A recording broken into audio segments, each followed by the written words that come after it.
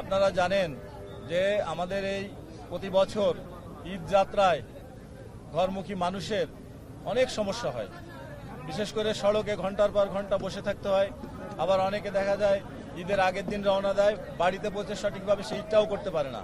এই জন্য আমরা এবছর অত্যন্ত গুরুত্ব দিয়ে আমাদের ঈদ যাত্রায় যাদের যাত্রীদের কোনো ধরনের হয়রানি, টিকিটের মূল্য বেশি নেওয়া, রোডে কোনো ব্লকেট না হয়, যানজট না হয়, সেটা এনশিওর করার জন্য সকল মহাসড়কে আমাদের সরকারের পক্ষ থেকেও কোঅর্ডিনেশন মিটিং করা হয়েছে। বিশেষ করে স্বরাষ্ট্র মন্ত্রণালয়, যোগাযোগ মন্ত্রণালয়ের মন্ত্রী এবং স্বরাষ্ট্র মন্ত্রণালয়ের মন্ত্রী মহোদয়ের নেতৃত্বেও আমাদের কোঅর্ডিনেশন মিটিং হয়েছে, ইতিপূর্বে আপনারা জানেন। তো তাদের নির্দেশনা এবং আমাদের ফিল্ডে যারা কাজ করছে তাদের প্রায়োগিক জ্ঞান, এই দুইটা কাজে লাগিয়ে আমাদের নিজস্ব প্রযুক্তির মাধ্যমে কিভাবে আমাদের এই সড়ক ব্যবস্থাপনা, ট্রাফিক ব্যবস্থাপনাকে উন্নত করা যায়, সেজন্য আমরা গুরুত্ব সহকারে কাজ করছি। দেখেন, আমার সঙ্গে আমার ট্রাফিক বিভাগ থেকে শুরু করে অন্য বিভাগের লোকজনও হাজির। বিশেষ করে আমরা এবছর নির্দেশ দিয়েছি যে বড় বড় বাজার এবং মোড়গুলোতে প্রচুর পরিমাণে ট্রাফিক যানজট লেগেই থাকে সারা বছর, সেগুলা রিমুভ করার জন্য ওখানে পুলিশের উপস্থিতিতে লোকাল লিডার যারা আছে, এলাকার চেয়ারম্যান, মেম্বার, কমিশনার, তাছাড়া আরও সুধী লোকজনকে নিয়ে ওই এলাকায় যাতে কোনোভাবে যানজট না হয়। এবং আমাদের এখানে উপস্থিত আছে আমাদের সড়ক পরিবহন মালিক সমিতির নেতৃবৃন্দ, তাদেরকেও রিকোয়েস্ট করেছি যে আমাদের এই যারা গাড়ির সাথে রিলেটেড ড্রাইভার, হেল্পার, ওনারা অল্প শিক্ষিত, অর্ধশিক্ষিত লোকজনই বেশি এই পেশায় জড়িত।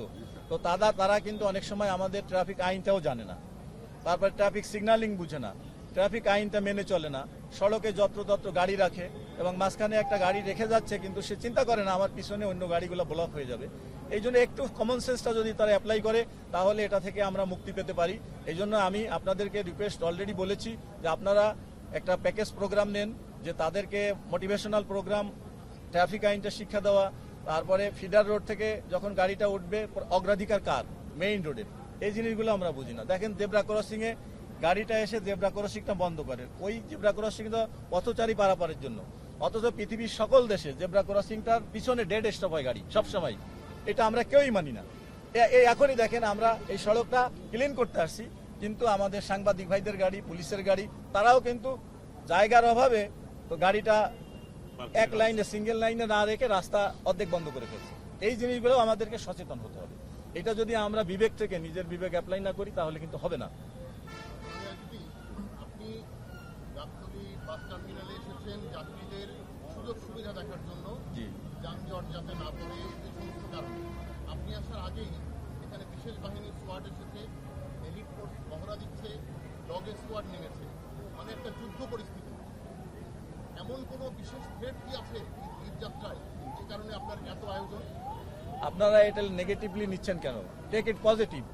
আপনারা সবকিছু পজিটিভলি চিন্তা করেন। এখানে আইন শৃঙ্খলাও জড়িত, এখানে আপনার মাদক সেবীরা আছে, তারপরে আপনারা ছিনতাইকারী আছে, সব ধরনের লোকই আছে। এই জন্য আমি এবার সারা বাংলাদেশে সকল ইউনিটকে বলে দিয়েছি, শুধু ট্রাফিক নয়, এই ঈদ যাত্রা সুষ্ঠু সুন্দর করার জন্য সকল ইউনিটের অফিসাররা এবং ফোর্স এখানে ডিপ্লয় থাকবে, সব সারা বাংলাদেশে সব জায়গাতে।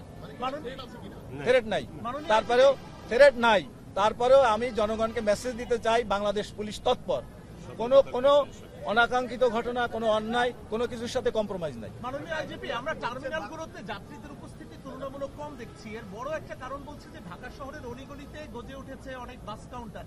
বিশেষ করে আমি যদি সুনির্দিষ্টভাবে বলি, মিরপুর 2 নম্বরের স্টেডিয়াম এলাকা, সেখানে অসংখ্য কাউন্টার গড়ে উঠেছে অবৈধভাবে, যে কারণে যাত্রীরা মূলত টার্মিনালে আসছে না। এই কারণে নগরের ভিতরে কিন্তু যানজট হচ্ছে।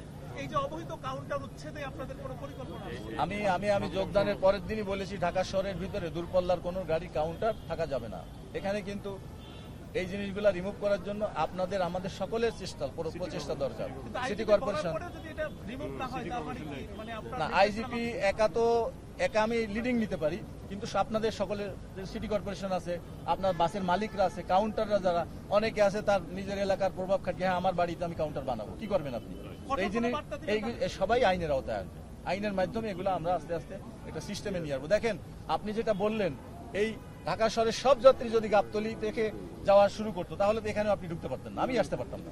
তাহলে এটাতে কনসেন্ট আপনি এটা ইয়ে করে ডিসেন্ট্রালাইজ করে দিতে হবে, একমুখী মানে এক সেন্ট্রালাইজ হলে ওখানে কিন্তু প্রবলেমটা বেশি হয়। আপনি ম্যানেজমেন্ট করতে পারতেন না এখানে, পারতেন?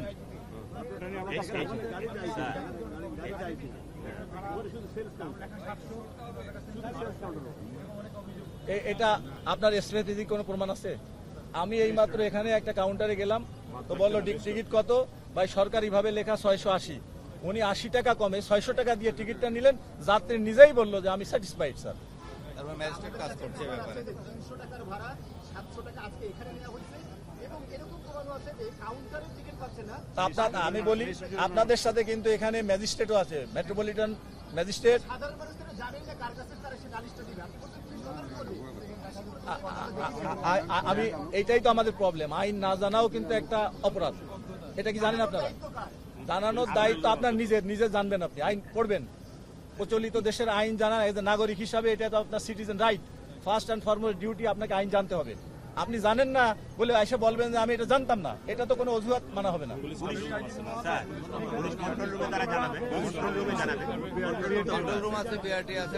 না, এই জন্যই কিন্তু আমি বলেছি একটা প্যাকেজ প্রোগ্রাম, যে সাংবাদিক, পুলিশ, আমাদের সকলে যারা জড়িত আছে সবারই কিন্তু এই বিষয়গুলো টুকিটাকি জানা দরকার।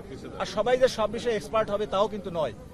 আমাদেরকে দৈনন্দিন জীবন, আমার জীবন ধারণ করার জন্য, দেশে বসবাস করার জন্য প্রচলিত আইন জানা, এটাও আমাদের কিন্তু আমাদের অধিকার এবং সিটিজেন রাইটস, দায়িত্ব, এগুলো আপনাকে জানতে হবে। Lily ultra soft serum gel, যা গভীর থেকে স্কিনে দেয় 3 গুণ সিরাম হাইড্রেশন। সিরাম জেল হাইড্রেশনে ব্রাইট থাকো সব সিজনে।